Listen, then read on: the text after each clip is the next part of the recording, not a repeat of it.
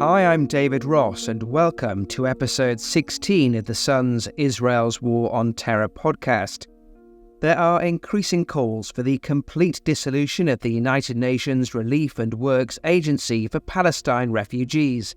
The pressure on UNRWA is growing following a string of allegations. At least 12 of its employees are accused of participating in the attacks of October 7, 2023. Hundreds more are alleged to have links with terrorist groups, and thousands are reported to have family ties with people in terror organizations. The agency has historically received billions of dollars in aid, but many countries have frozen their donations. Former Israeli politician and co-author of The War of Return, Dr. Einat Wilf, is a world-renowned expert on the Middle East and one of the leading critics of UNRWA. She says it's not fit for purpose and must now be shut down. We need to separate the specific instances and the broader accusations.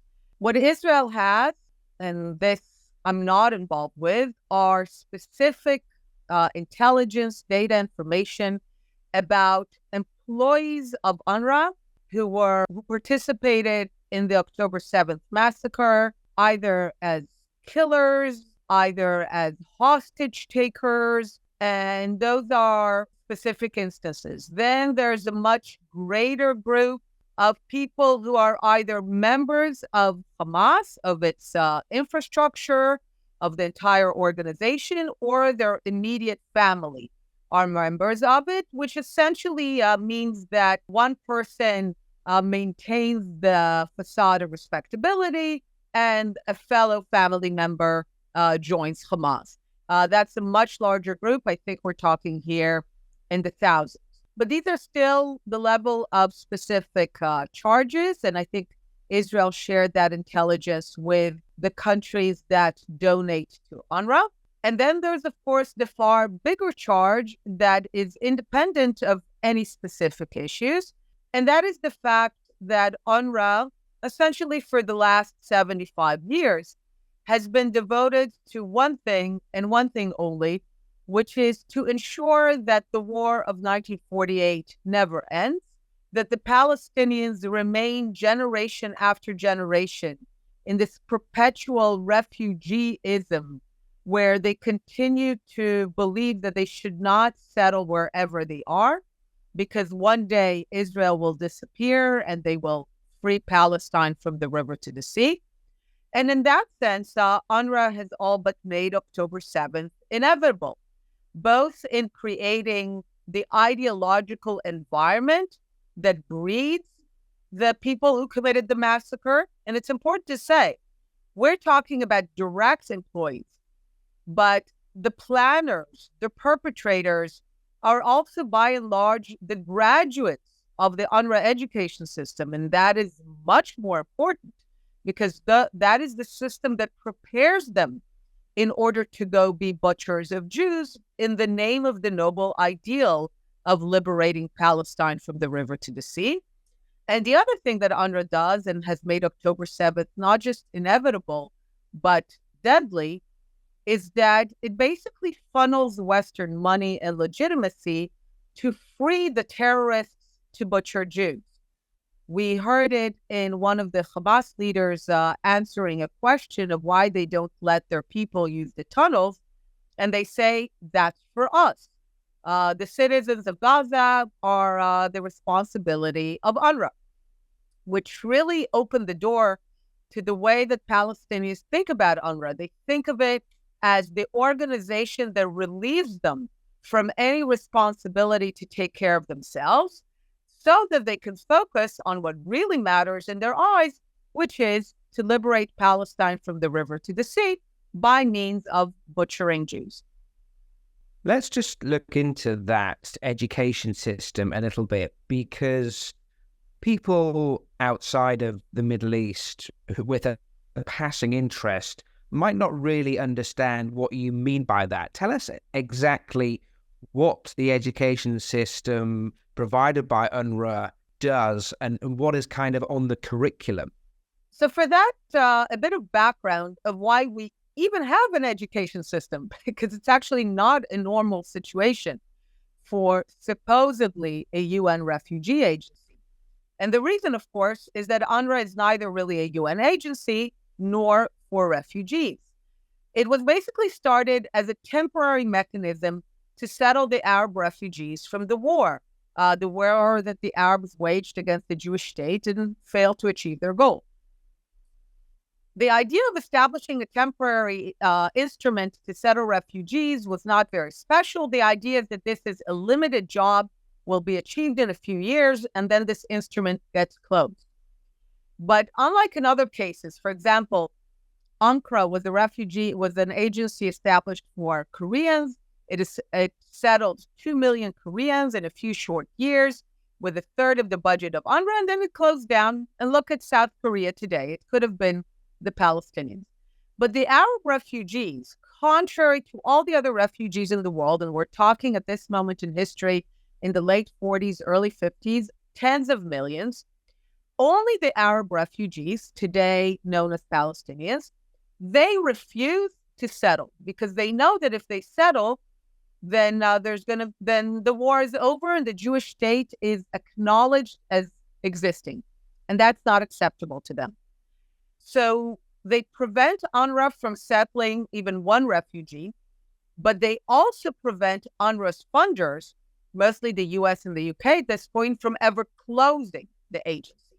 And they also secure a legal loophole for themselves where they can define refugees however they are, do whatever they want, and they're just a closed loophole.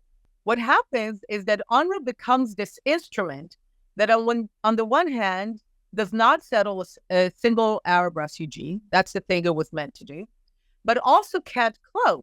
So in the space between of not doing what it was supposed to do, but not being able to close, it needs to do something. So it begins to do a lot of busy work.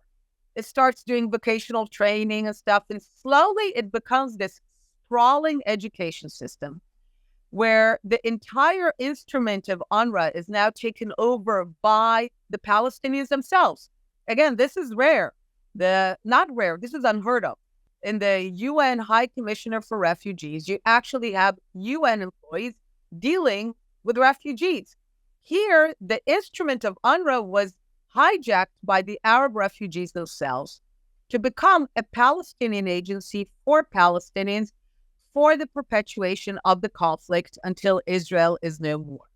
That's the education system. They built a sprawling education system in Lebanon, Syria, Gaza, Jordan, the West Bank, that gave birth to a unique Palestinian nationalism. Not just unique in the sense that it was separate from Jordanian or Syrian or Lebanese or Egyptian Arab nationalism, but it was uniquely focused on destruction. It was uniquely focused on the idea of revenge, of return, of no Jewish state. And the entire education system was mobilized for the cause of creating this destructive Palestinian nationalism, where every day children learn under the letters of the facade of the letters of the UN and under Western legitimacy and money. They learn that from the river to the sea is exclusively theirs, that it was stolen from them by evil foreigners who have no connection to the land, that one day they will so-called liberate the land from those evil foreigners, that it is their noble duty to do so. And the entire curriculum, from how they learn math, all the math questions, the math exercises are somehow connected to this mythology of Paradise Lost and its liberation, the way they study, of course, history, geography, the songs they sing in the morning when school begins. Every element of the curriculum is geared towards creating this unique Palestinian nationalism focused singularly on return, on no Jewish state, and on from the river to the sea. So 2 questions then. One is, how encouraged are you that countries around the world appear to have seen the mask slip and are pausing their donations? But at the same time, how worried are you about a drive to, I guess, if they decide to get rid of UNRWA, replace it with something that may be no improvement, and this brainwashing, this cycle continues? So first, I remain skeptical of this moment because you use the term the mask slipping, but there's a lot of forces that want the mask to be put back on so that everyone can just go back to behaving as if everything is okay. There are too many forces that just want to say, oh, UNRWA fired the wayward teachers. These are a few bad apples. We got rid of it. Back to normal. And this has been the traditional mode of how UNRWA deflects criticism. So the question is, will the temporary pause of funds become permanent? Will there be a final understanding that these are not a few bad apples, but that the whole organization cannot exist because the organization has one goal and one goal only, from the river to the sea: create an entire people who believe in that and ensure that those people don't have to take care of themselves while they work to free Palestine from sovereign Jewish presence. So I'm not yet sure. This is, by the way, one of the reasons that I'm talking to anyone who will listen in order to highlight that it's not just a few bad apples and that the organization needs to be defunded completely. Now, that also leads us to the question of replacement, because once you understand what the organization really does, then it begs the question, why replace it? And even if nothing replaces it, that would be much better, because then you would have a message that goes to Palestinians, which is a message that they should have heard 75 years ago. It's the same message that Hindus and Muslims and Ukrainians and Poles and Germans and Jews, everybody got that message. History moves on. It's tragic. It's tough. But you are where you are right now. You're not going to be a refugee forever. Just go settle where you are or find somewhere else and move on with your life. And you might have some sad memories, but you move on. And the Palestinians were never, ever told that they need to move on. They are the only people who were indulged and coddled in the idea that they can remain in this endless limbo in which they can continue to refuse to come to terms with the fact that the Jewish state emerged from the war of 1948 and continues to exist. Once you understand that and you begin to unravel all the lies of UNRWA, then you begin to understand a few things. First, most of the people that UNRWA says are refugees are actually not refugees. This goes back to the UNRWA loophole. The people that UNRWA registers as refugees are not refugees by any international standard. At best, 5% of the 5.9 million that UNRWA registers as refugees would qualify by international standards to be refugees. And if they were treated like the refugees in the 40s, none of them would be counted as refugees today. So the people in Gaza, the people in the West Bank, the people in Jordan, they're not refugees by any international standards. They're living in Palestine or they're citizens of Jordan. They're not refugees. Many people who are registered as refugees in Syria and Lebanon have already left. My favorite refugee is the multimillionaire American citizen, father of supermodels Gigi and Bella Hadid. It's not what you think of when you think of as a refugee. But because UNRWA has its own fiefdom where it decides what a refugee is, then UNRWA decided that it doesn't care if you have another citizenship. For all of the refugees in the world, you got another citizenship? That's wonderful. You're no longer a refugee. For Palestinians, no, you're still registered on the books. So once you understand that they are not refugees, then you also understand that they don't need to be cared for.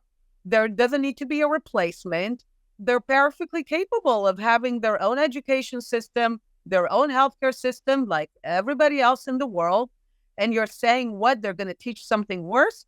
They're not going to teach something worse. They're going to teach the exact same thing, but at least this time, it's not going to have the legitimacy of the letters UN, and it's not going to have the legitimacy of Western support. And it's important to know this is the most valuable element of UNRWA for the Palestinians. It's not the money. It's the legitimacy.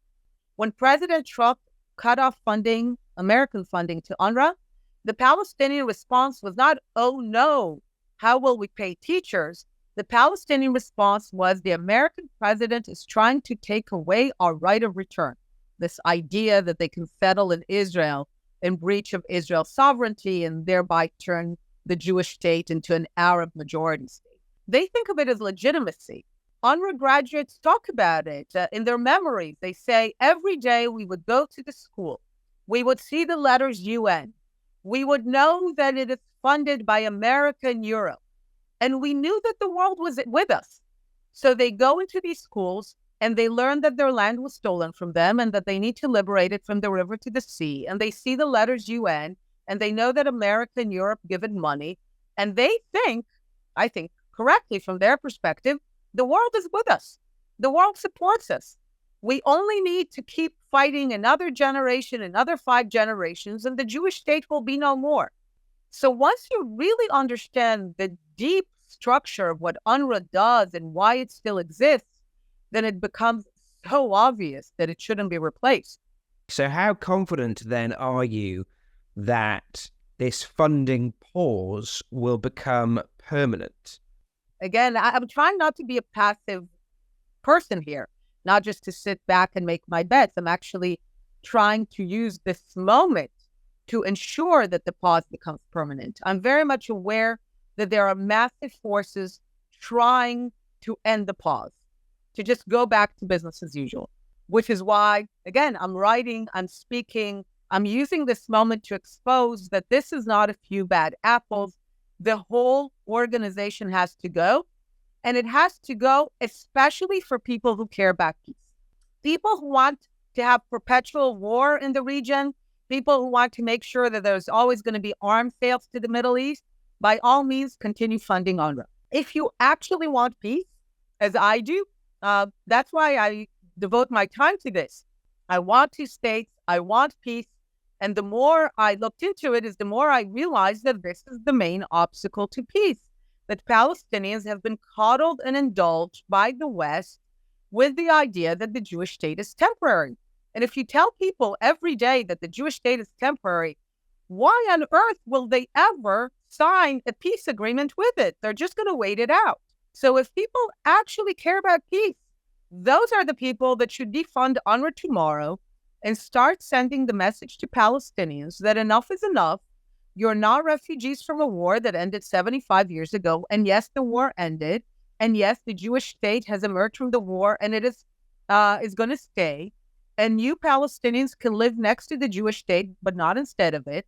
And you do not possess a fictional right of return into the sovereign state of Israel. That's what needs to happen. Is it likely? I don't know. I'm at least trying to make it more likely and to use this moment when people are willing to listen to highlight what the real problem is.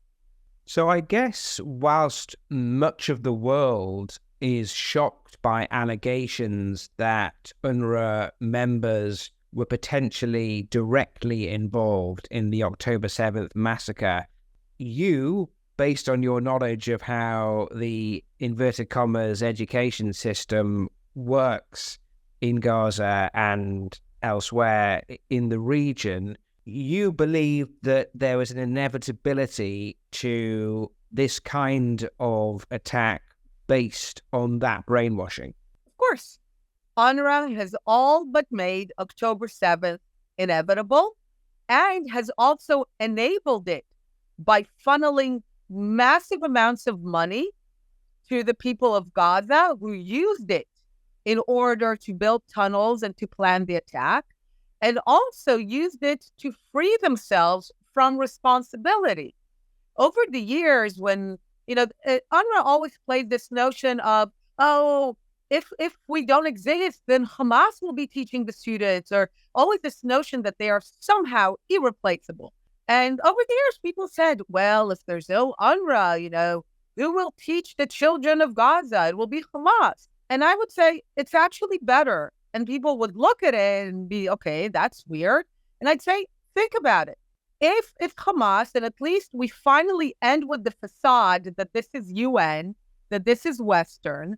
So at least we're done with that. And everybody understands that this is a Palestinian organization run by Palestinians. Because think about it. You hear, for example, several dozen UN employees were killed in Gaza. And you're thinking, oh my God, some nice Norwegians and Swedes came to Gaza to help the refugees. No, those UN employees are Gazans, Palestinians, fourth, fifth generation, who believe in from the river to the sea ideology. It's not what you imagine when you think UN workers.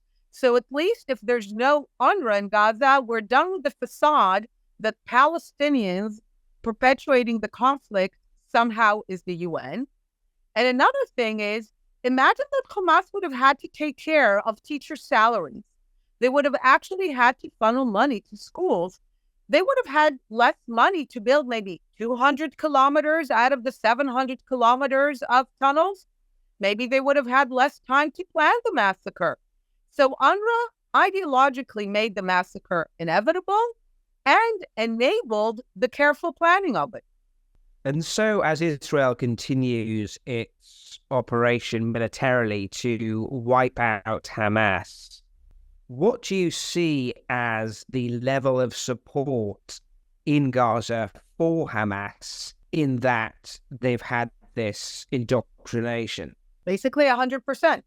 You might have people who are not, they don't appreciate the religiosity of Hamas or things like that, or the corruption. But when it comes to slaughtering Jews, you actually do not have dissenting voices in Gaza. A lot of people bring polls from October 6th saying, oh, Hamas was not very popular in Gaza. And the answer is, of course, people were not pleased with corruption, with management, with religiosity. But when it came to slaughtering Jews, people were very pleased, which is why on October 7th, the Gaza Strip and much of the Arab and Palestinian world, and many in the West, unfortunately, just erupt in jubilation and exhilaration. It's the other way around. Hamas knew in planning this attack for a couple of years that it would be hugely popular, not just in Gaza, but across the Palestinians, across the Arab world. That's why they planned it, because they knew that in doing so, they were fulfilling the deepest vision of the Palestinian ethos of no Jewish state, of return. October 7th is return. When people hear Palestinian return, the right of return, they imagine there's something kind of very innocent, this like sad longing for a lost home. If you read the Arab and Palestinian writings for the last 75 years, the concept of return was always violent and triumphant. There was an October 7th was the Palestinian version of what return looks like. And so if Israel and the IDF is successful in destroying Hamas, there has been, of course, a lot of debate about what next, what comes after Hamas, and part of that is a de-radicalization effort. How does that work in reality? How do you de-radicalize a people? So I've been looking a lot recently into the story of Japan, of Nazi Germany. First of all, you actually need to have a clear victory and surrender. If people emerge from a war like Nazi Germany did after World War I, with the sense that they won or they should have won, and the sense of defeat and surrender is not complete, it's already quite difficult. So that is kind of a necessary condition. And then beyond that, you actually have to occupy the country. In Japan, it was 70 years. In Germany, it was actually 45 years. In order to ensure that its entire structure, its entire education system, everything looks different. So there is a question as to whether and how, first of all, can be achieved the first necessary condition of the clear and undisputed victory, one of surrender. That's a question. And then, who will be responsible? Who can do that? The other option is to basically say, you know what? We're out of here. We're going to put the walls up higher. We're going to have our battalions all around our borders in a more effective way than we had before October 7th. And we're going to campaign globally that nobody give a single dollar or a bag of cement to the Palestinians until the Palestinians announce that they have ended their century-long war with Zionism. Because that's actually the war that is taking place. It's not the war in Gaza. The war in Gaza is just one arena of the century-long war against Jewish sovereignty. That's the war that has to end for there to be peace. And there's everything in between. You can divide Gaza into a zone of people who don't want to be de-radicalized and just let them be, and then have a zone where it's managed by Israel or a coalition of forces that say anyone who comes here will get assistance, but it will be only in exchange for ensuring that there's a different education system, different ideology. People are no longer registered as refugees. People understand that they are not refugees when they live in Gaza, that they do not possess a right of return. There's a lot of permutations, but the fundamental idea remains. As long as the people in Gaza continue to be indulged and coddled and sustained in their view that Israel is a temporary entity, that they are refugees from a war of 75 years ago, that they have some fictional right of return that doesn't exist in international law into the sovereign state of Israel, it's going to be war forever. So I'd like to end these interviews with asking people, what, if anything, gives you hope for a better future? So two things give me hope for a better future. First, that more and more people are awakening, unfortunately, after October 7th, to realize that October 7th was not an aberration in the Palestinian ethos, but its deepest fulfillment, and that peace can only happen when the entire ethos, the entire ideology that sustains the Palestinians has to change and transform. So that gives me hope. And the second is the changes in the Arab world. At the end of the day, the Jews are destined, damned, choose your word, to remain an ethnic, religious, national, linguistic minority in an Arab and Muslim Middle East. I mean, the 7th century conquest of the Middle East by Arabs and Muslims were hugely successful. So we're going to remain a minority in the region as long as we care about living in the land of Israel. And we're going to be a minority. And if we are ever to have peace, we need the Arab and Muslim world to look at us not as foreigners who have come to a foreign land, but as people who have a history and a culture that goes back millennia. And you're beginning to see that ideological change in the Gulf, where countries are doing much more than modernize their countries. Gulf leaders are actually modernizing Islam. They're transforming the Arab identity to one that is much more in tune with modern sensibilities, with the idea of tolerance, of success, of being forward-looking. And that makes them more amenable to normalizing relations with Israel, to accepting Israel in their midst. I think they, more than anyone, have woken up on October 7th to realize that the Palestinian project is about to undermine their project of modernizing Islam and modernizing the Arab identity. So I think they have a tremendous interest in ensuring that that changes. So those are the places of hope that I see. Generally, once people begin to understand what's really going on, there is greater hope that they'll actually do something about it. Dr. Einat Wilf there on the links between UNRWA and terrorism. Well, that brings an end to this episode of Israel's War on Terror.